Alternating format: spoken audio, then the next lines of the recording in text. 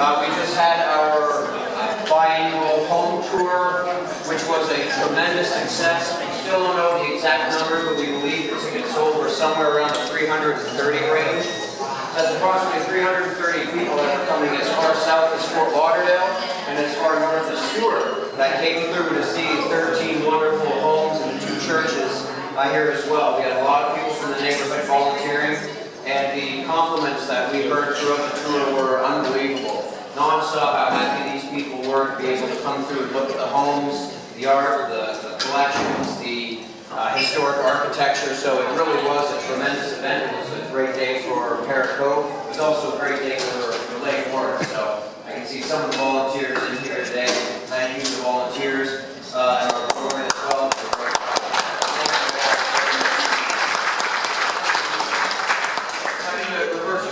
Here I see our PBSO deputies here, so that's okay. Start.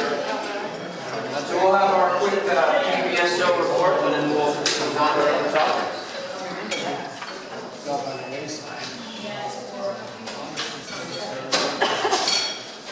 Good evening. My name is Deputy Smith. I'm with the Providence County Sheriff's Office.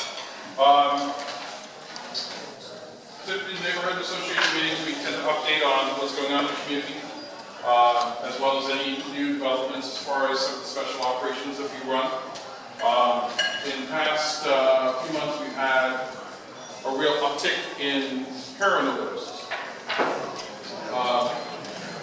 With really no apparent reason for the uptick. So our special units have been going out and interacting with people in the community. Anytime we find someone who's got a heroin, we're trying to find out where they got their heroin and find out who the supplier is.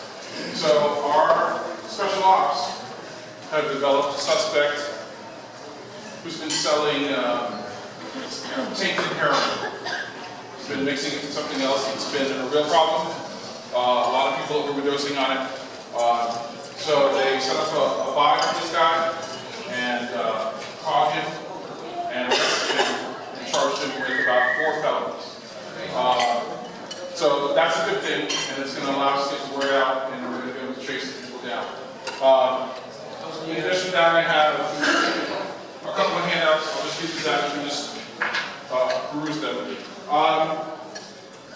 These are cases, not really cases, but just cases we responded to throughout the whole community, not just Parrot Cove. And you can just stumble through them and have an idea of what we do as work every day. Okay?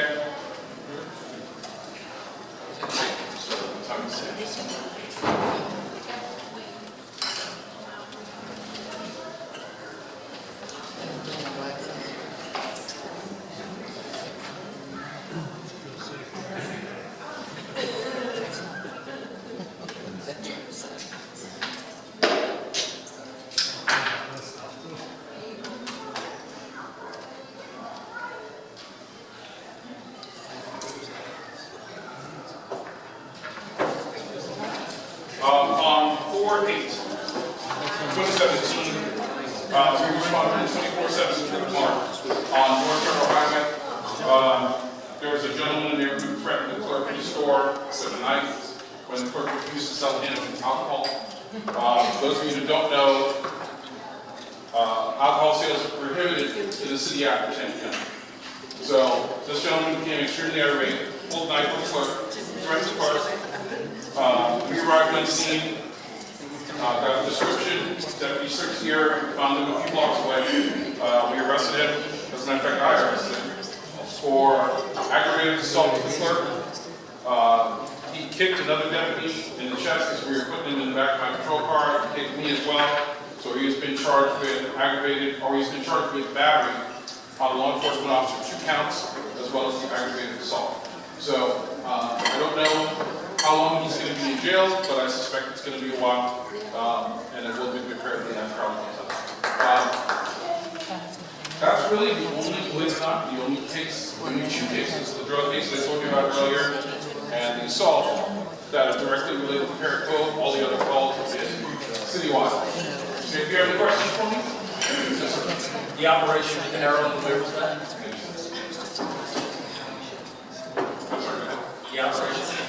The operation of Parrot, where was that located?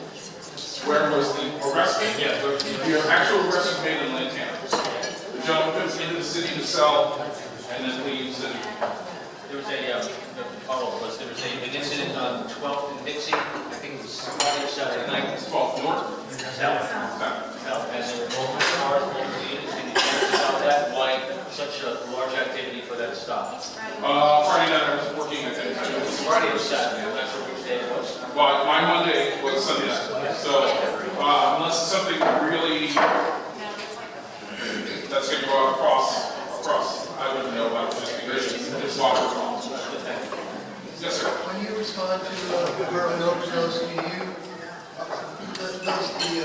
does the county fire department go with you, or do you go alone, or is there a coordinated effort? There's a coordinated effort between the fire department and the sheriff's office.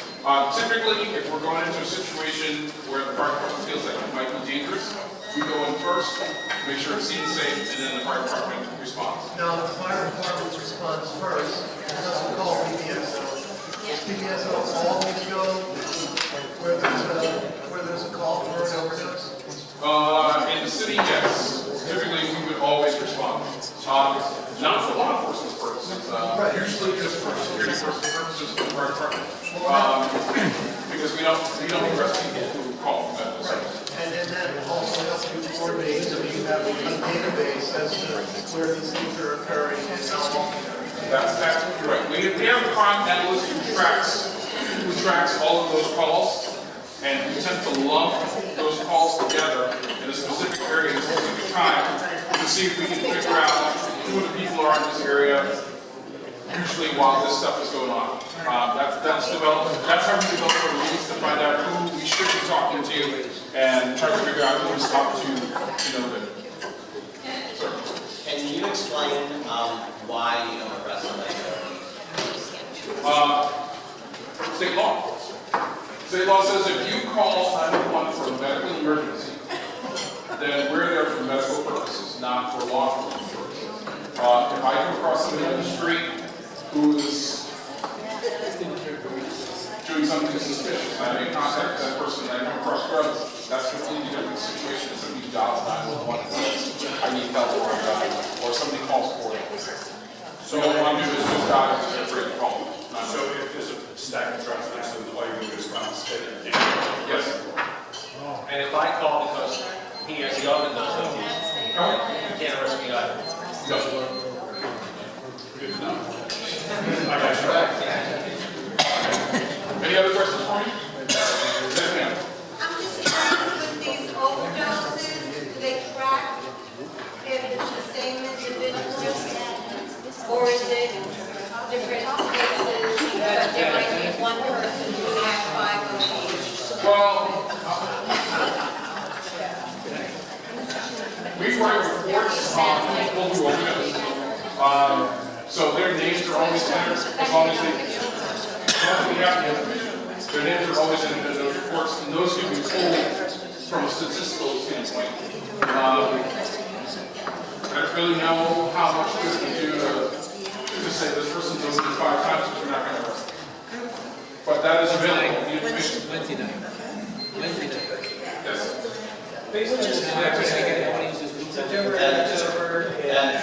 He doesn't. I brought this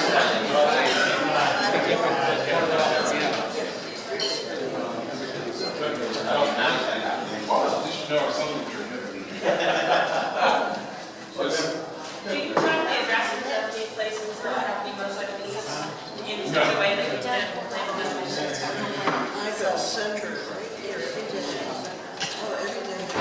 I was having I'm sure there's a way to do that. I'm just not, that would be wrong. Mostly because that doesn't mean it's the same person. somebody addressed with the Well, I mean, we do have an address that we've had some, employees. Certainly our crime units are going to be looking at that residence to find out who's living there, what's going on there, who's dealing there. Yes, ma'am. Can you vapor act any of these guys if they are found with paraphernalia and they're like strung out? That does not meet the correct criteria. All they be made. You're blurring the lines there. And it opens us up to huge liability if we start taking away people's freedoms based on a medical need. It just becomes kind of a mess. Baker Act criteria is very specific and it lays it out pretty straightforward for you. So I would have to see something pretty extraordinary with Baker Act system under those circumstances. Any other questions? Thank you. I apologize for being late.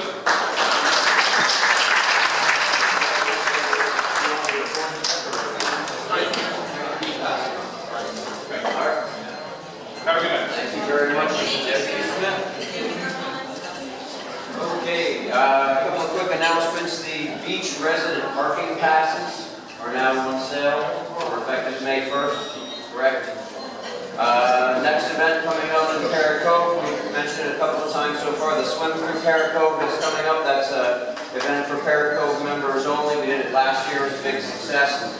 We'll have about 4 or 5 pools in the neighborhood, and we'll move along an hour for pools, like a progressive pool party costs us $10, and adult refreshments, non-adult refreshments will be served. And that's going to be Saturday, June 17th, from 2 p.m. to 7 p.m., so watch your emails for more information about that one. The Great American Raft Race coming up July 4th. We've already talked about that. The theme this year is Under the big top. animals or just circus on the big top? Under the big top, the greatest raft race on earth, celebrating our important city by the sea. Great. This year we're hoping to actually have it in the water close to the pool, which would be a nice treat this time around if we can do that. So, under the big top is the theme. Parrot Cove will be putting our competitive raft back in it to win once again. Would you like to kick off the trash club? Anytime. And I'm here, man, so. Kick off this trash club? We do have a couple members of the other neighborhoods associated, quite a few I see in here, so if anybody would like to put a ball in the trash can, you're welcome. But otherwise, we plan on Counting getting back it. to the lottery. That's what it is. We will take all the trophies again. I don't know about that. We will cheat and get Don't make me run out of the meeting.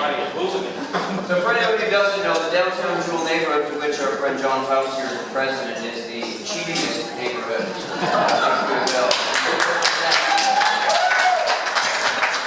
Therefore, they call it the weakness.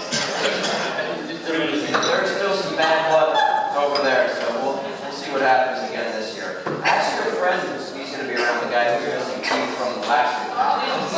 He comes back. Anna Maria, yes. You can make a call. We'll do the President's Cup kayak race right here at the golf course the week before, probably the Friday night before. Okay. So tell everybody. Is it going to be actually presidents this time around, or is it going to be ringers like last time? We can vote. How many people are going to jump on Anthony's boat? Ringers is fine.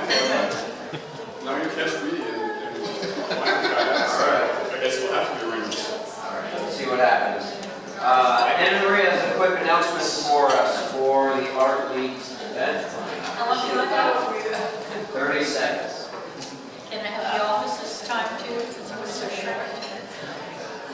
Good evening, everyone. I would like to invite everyone that's here to the 75th anniversary event of the Lakewood Art League. We have been in this community since the early 40s. We started out as a small group of artists.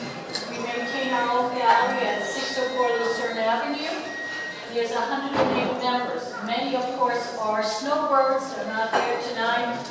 And some of you have never been to our gallery, so I invite you to come by. This Saturday and Sunday, we have our event on the Cultural Plaza. And we also have the wonderful jazz pianist who recently moved to Lakewood. He lives in Parrot Cove by the name of Lanza, and he was a jazz pianist in Chicago, so he's going to entertain us both evenings. both days actually. And we do have some children's activities, but it's an adult event, and fine art, no crafts, no jewelry, no tchotchkes. So we'd like you to come. Kids are welcome anytime, but we do have activities for them only from 1 to 3. Thank you. Well, let me add, the Lakewood Art Link for their 75th anniversary, they are looking for sponsors. Sponsorship is dirt cheap. Yes. Don't you have an event coming up? Another one? You have that one, but you're still doing the beach or no? Oh, we're still at the beach. We do archer on the beach every other weekend. That's going down to once a month for the summer, and then in October will be every other weekend again. And that's different kind of art than what we sell in the gallery. It's more tourist oriented. Did you have a question? No, I'm not about that. Okay. Thank you. Yes, Susan? Yeah, I just wanted to follow up on your comment about the decals for the beach. Yes. New Year, they are being sold at the annex and the utilities building annex. And when you come in, you're going to get to know, if you haven't already, the Lakewood Information Center. So stop by to see us. And they're going to be selling them from 8 to 5 every day. There's a gentleman there that will take your papers. I know many of you got this in the mail. You had it last year. Renewal, but many people want to actually do it personally, which is fine, there's no lines. But come by and stop and see us at the Lake Forest Information Center, and also upstairs is the Lake Forest Historical Museum. So thank you.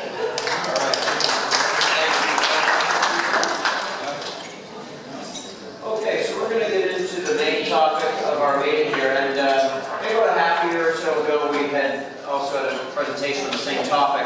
The reason why we're bringing it back again is because so many things have been changing.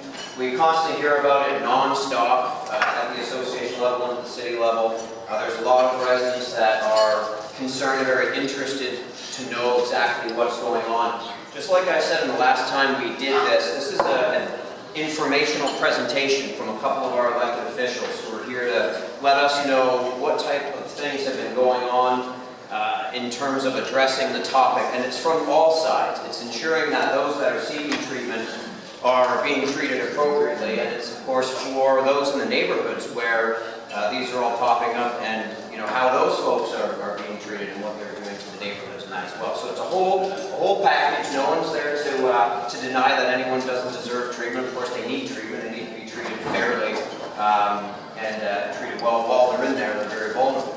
So tonight we have with us our Lake Worth City Commissioner, Andy Amoroso, and Andy. So you're on the State Attorney Dave Ehrberg's Silver Home Task Force, and you also sit on the Heroin Task Force. Okay, thank you. And then we also have Shannon Materio, who is a West Palm Beach City Commissioner. On the Proviso Task Force. Now when you guys come up, I would like you to please explain the difference for everybody so that way they can understand why these two task forces sound so similar, but they're different.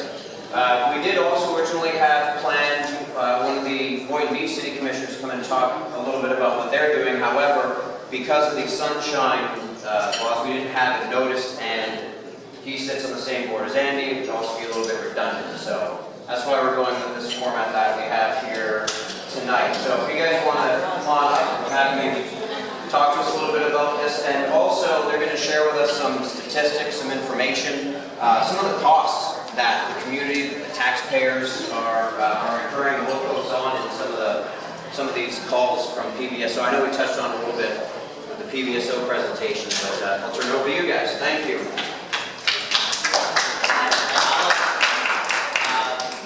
Go first and explain a little bit about the boards that we sit on and the difference. There's a couple of other things I want you to realize too, and that is that you're served by the county firefighters and the sheriff's department, and the city of West Palm Beach is served by the city firefighters and the city police department. So the statistics are different, but we're all trying to work together to come to a solution. The issue that we're talking about has many arms or legs. It's an octopus. Yeah, And when we started, I think Andy would agree with me, when we started, we all thought that what we were really dealing with was the sober home issue. Because that's what you were all telling us. That's what the communities were saying. What's going on? There's this proliferation of sober homes. But I do believe that you will agree what we've learned about this incredible heroin crisis that we're in on a national scale. We understand that sober homes are just a piece. It's a very small piece. And while we will all agree, and what Anthony has alluded to is, yes, there's a sober home community piece to this that's very important to sobriety. It's the sober home operators that are not in it for the right reasons, but are in it for the money and the greed, and that's what usually makes things go in the wrong direction. So the Proviso Task Force is a smaller task force of people, and there's only 2 elected officials on that task force. It's myself and County Commissioner Melissa McKinley. Everybody else on the task force is, we have the captain of the firefighters in the county, and then everybody else is either a operator. We have a couple of sober home operators, but we also have people that are from the healthcare district. We have, there's always somebody at the table from DCF, or 2 or 3 people from DCF, because DCF does have the monitoring piece to recovery institutes, which were institutions, and that only means that they have to be, they only have to have a walkthrough every 3 years, one time every 3 years. And DCF only has 9 people working for them for the entire southeast Florida. That's Palm Beach State and Broward County. So it's a big nut for them to crack. So a lot of what we're doing, a lot of the work that we're doing is to be able to address how do we handle that going into the future. Because if the recovery institutions are dealt with differently, and there are better regulations there, then there will be better regulations as it drops down to the next level. And then we have a couple of attorneys on the Proviso Task Force. We have Michael Weiner and Jeffrey Lynn, who have both successfully sued cities for trying to stop sober homes. They've won $1.3 million from the city of Boca and over $1 million from Delray. And what's important about that is as we are creating legislation and the language for the legislation, they are sitting in the room with us challenging it. So we're able to have that challenge at the seat level before it got to Tallahassee. So there's more than 2 bills right now in Tallahassee. There's the 2 bills that we've worked on. After we finish coming up with language, it goes to the task force that Andy sits on, and they have about 30 people. We have about 30 people. We have very heated debates. My board is made up of a lot of sober home providers, a lot of other attorneys, but other elected officials from cities that are directly impacted. And we have a lot of heated conversation. And at the end of the day, the sober home providers at the table really want, they're the good sober home providers. They want to rise to the top. They want legislation. They want to pay more to be in business. You know, all these conversations come up. So there are good providers. But like Shannon had said, there's another, almost a third group that's made up of sheriff and Palm Beach County firefighters. And they meet behind closed doors because in our meetings are open to the public. We have sober home providers that are the bad players sitting in the room that are looking to get ahead of whatever we're doing. Because at the end of the day, they're the bad players, and it's all about the money. So they sit in the room with I can identify someone or I'm sure you can identify someone. So that's always an issue because they're trying to stay one step ahead of us. But I'll let you talk a little bit about the legislation that our groups have put forward that are actually in Tallahassee. You were there a week or so. A couple weeks ago. So I brought a cheat sheet with me, and because I have so much information that I just really wanted to be able to narrow it down and help you understand. So Senator Clemens and House Rep. Hager have 2 bills right now. Senate Bill 788 has made it through the entire system, and it's in its last location right now, and it is ready to, this is the final committee it's going to go through. If it passes, and after it goes through the rules committee, it will have come a very long way through a lot of different people, through a lot of different legislators from all over the state of Florida who have had a stab at changing it. And as they've been going through this, we've been getting information back from mostly from Senator Clemens' office, telling us the kind of language changes they're wanting.